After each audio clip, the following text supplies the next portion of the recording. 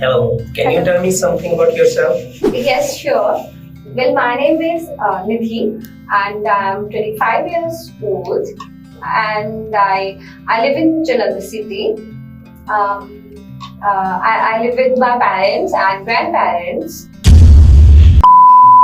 This was the 4-band score answer for your introduction. But now I will tell you about the 8-band score answer. Here you have to start with the greeting. Good morning sir or good morning ma'am.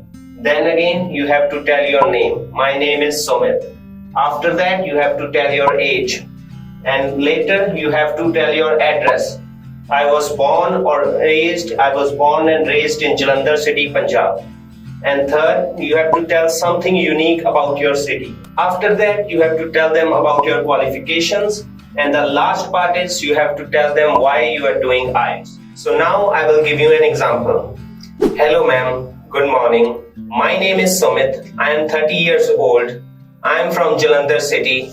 I was born and raised here. My qualifications are B.Ed and B.Tech. I am pursuing IELTS to go abroad for my higher education. For more 8-band score answers, subscribe to our channel Spectrum Overseas Jalandhar. Thank you.